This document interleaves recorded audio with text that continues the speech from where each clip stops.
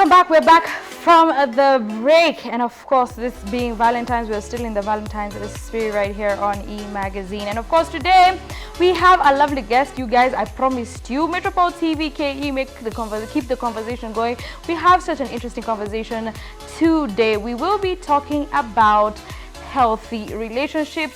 How to know that you're in a relationship, in a healthy relationship, how to know that you are not in a healthy relationship, how to know when to pick out the red flags and run for your life. So today we are joined by a relationship expert. If I don't know if I should call her that, but she is an expert in this kind of things. Her name is Nyokabi.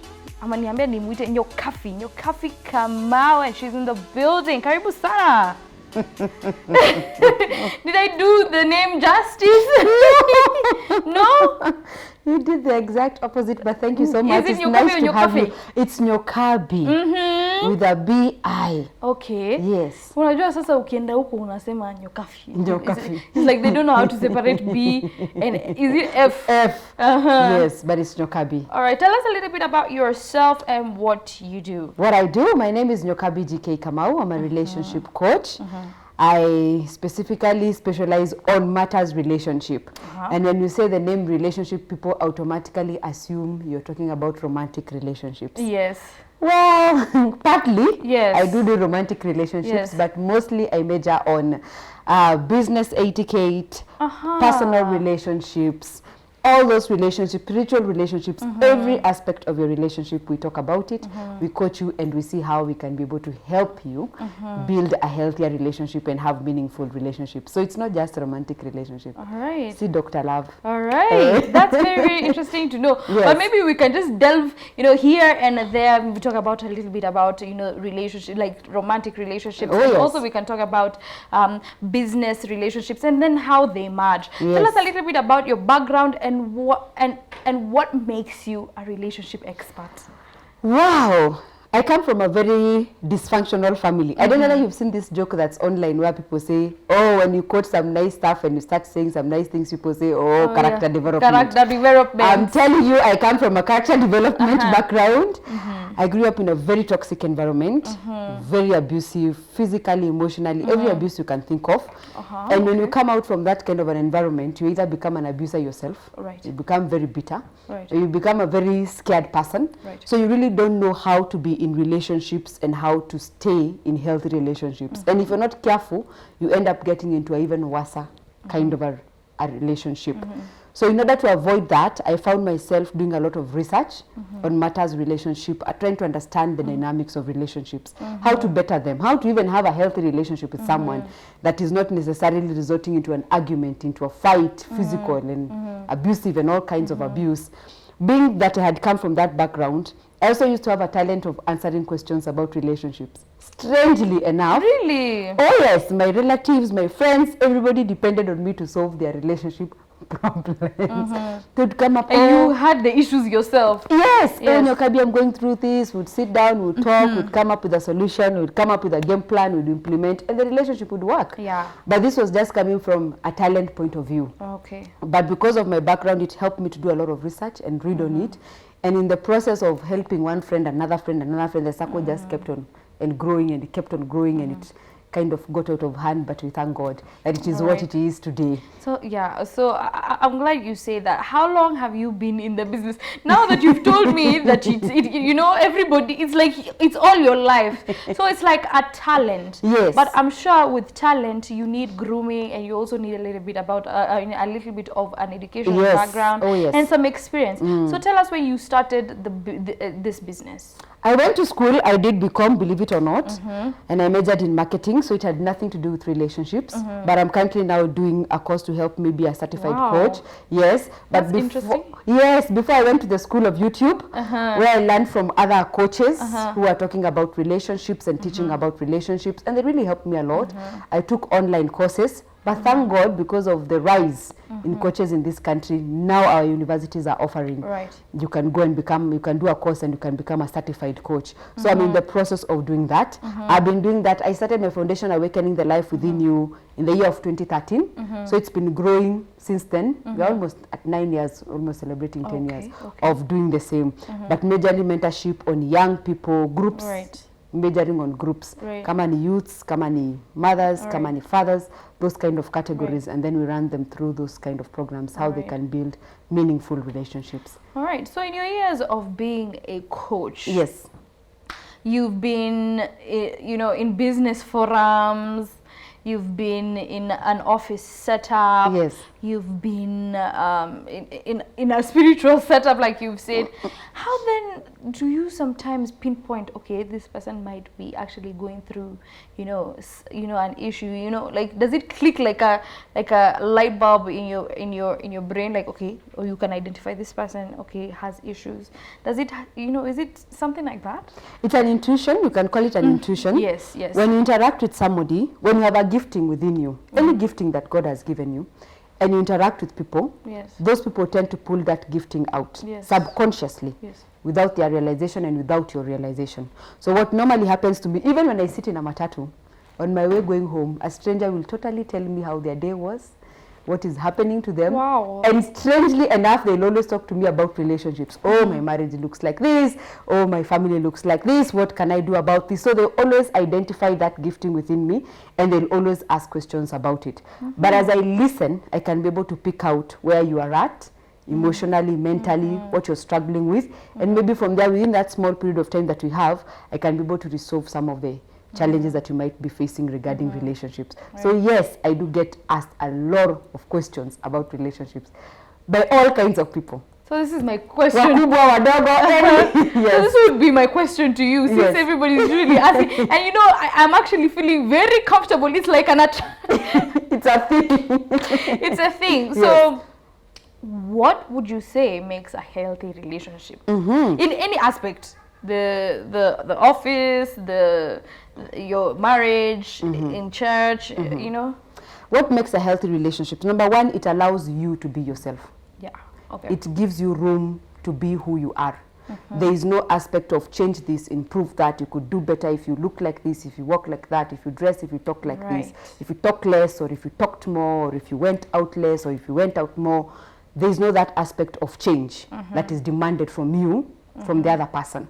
Could be your boss, could be a romantic partner, anyone who is demanding a change from you that isn't positive, that comes across as a criticism or a correction of character, then it's not a healthy relationship.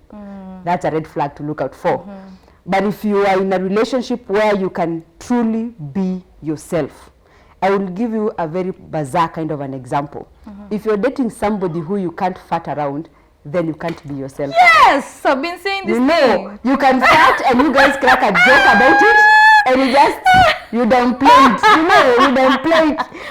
Oh, So very nice. You're like, hey, babe, bana, hey, hey, kwani kuna nini? No. You know, Yes, I've been saying this That's a thing. healthy relationship. It allows you to thrive in Yeah. your element, in yourself, Yes. in all your weaknesses and in your Yes. strengths. Right. It allows you to be who you are. Right. Yes. And now the opposite. How then because we're talking to the youth today, and I think that so many youths have gotten into relationships that they're not supposed to, you know, get into, or have rushed into things without looking at the future of the relationship, e.g. what you're talking about.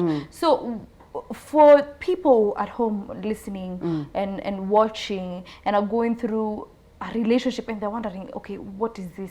How does somebody pinpoint a red flag? In a relationship. Yes. Red flag in relation. We'll not talk about the obvious red flags.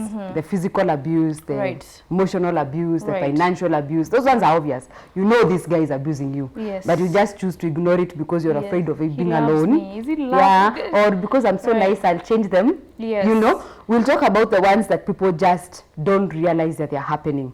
The first one that you need to look out for is, how does this person make you feel? Right? When I'm hanging out with you, how do I make you feel? Because red flags don't only apply in romantic relationships, even in parental relationships.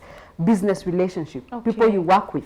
You Parental. yes, you come here and you find this guy in the end kwa camera and you're like, oh my God, today leo ni Kevo yuko. You know, how does that person make you feel? Do they make you feel lively? Do they make you feel vibrant? Do you enjoy their company? Do you have conversations with them and you leave feeling drained? That's a red flag. This is a person who isn't watering the relationship but is taking away from the relationship. And a person who is taking away from the relationship, in most cases, they're never willing to give. They just keep demanding more and more and more and more. God. And asking, give me this, give me this. And when you give them that, it's not enough. I want more. You could have done it this way. I'll give you an example. If you have somebody who you're working with, for example, in a work environment, and somebody invites you into their office and they tell you, I want you to be working with me. And they give you the job. They don't give you a job description. They don't tell you what are your working hours. They don't tell you how much they are going to pay you. But they expect you every single morning to be in that office. Today, you're the driver. Tomorrow, you're the tea girl. The next day, you're the accountant. So you really can't quantify your work. So therefore, there's no value. And they'll always give you what they want.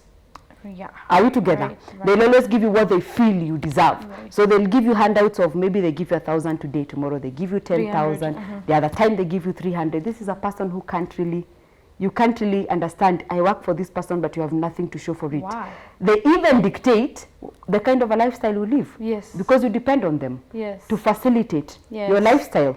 You come from that kind of an environment, of a working environment, you go into a romantic relationship. This is somebody who you go out of your way. For example, you buy a box of milk to save the running out of picking milk and what, and you decide to buy a box. So you have 12 packets of milk, right? And you've come with them into the house and you've put them there and you've said, there's milk now, there's no issue of kimbilia maziwa, buy milk. And they ask you, why did you go for Brookside and not Tuzo? So you're standing there and you're thinking, okay, I just bought milk. we've resolved the issue of running around to pick milk, but the person doesn't see where you are at. Yeah, anaona what you could have done better. Okay. Is it getting home? Yeah. So that's how you begin to see those Small red flags. the small red flags that they leave you feeling unappreciated. Yeah. They leave you feeling like you've done something wrong. They leave you questioning your decisions and your actions. You know, things that you really can't put your hand on. You're just irritated about somebody, but you can't put your hands on it, right? That's one of the major red flags that you need to look at, how they leave you feeling. The second one, how do they communicate? Okay. Especially their negative feelings. All right. For example, I'm feeling frustrated about something. I'm feeling frustrated. Like now, for example, you're feeling frustrated that I got here late. I should have been here in a particular time, right? Yes, yes. There are two ways you could have communicated. Why are you Why are you late? Yes. What is going on? And I'm trying to explain, Yeah. okay, this dynamics, this happened. I did not anticipate All right. this, right? And I'm trying to put the equation in place, but you can't see that. You're stuck on the space. Why are you and why didn't you do better? All right. So in that feeling of negativity, how do they communicate? Yes. Do they attack you as a person? Do they sit back and say, okay, so that's what happened? Well, I can understand, you know, I can relate, it happens, you know. I can, but next time, take into account it's Valentine and talk a bit earlier. You see the difference of the reaction. So the communication, how are they communicating their negative feelings towards you? All right. Yes. So we're running out of time, so I'm just going to ask you maybe one or two questions. My director is telling me I do not have time, so I'm going to ask you this last question before we go. I wish we had so much time Yes. to talk about it, because the conversation is just getting, you know, I mean, interesting and more interesting. Yeah. How then do you make your environment healthy for you? How do you secure your space? It could be, you know, office. It could be home. At home, Yes. How do you In any secure- relationship, the best way to secure your space is to set healthy boundaries. And Even with your husband, even yes, with your mother. Yes, yes. Every relationship boundaries with requires my mother. boundaries. Wow, kwanza romantic relationship, they require boundaries. I don't know what is this thing with people thinking because we're in a romantic relationship, we don't need boundaries. Yeah. As in you can use my toothbrush, you can shit right in front of me. You need healthy boundaries. You need to set those healthy boundaries that gives you space to blossom, even with parents. And that's the hardest thing to do. The thing to note about healthy boundaries is they don't have to be healthy for the person that they're affecting. They just have to be healthy for you. for me. If I'm not okay visiting you every weekend, then I'll set that boundary. And I'll tell you, Mom, I cannot visit you every weekend. Ooh. But every other fortnight, I will do my best to come and do what? And visit you. Or maybe during the holidays, I will make an effort to make sure that I come and visit you.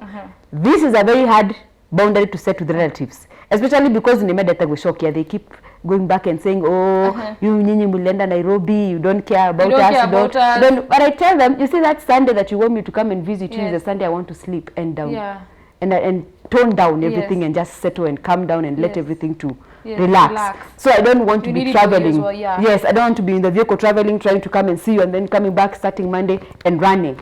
But I will make an effort and be available for you. So those healthy boundaries help you to control the emotional manipulation that comes with it.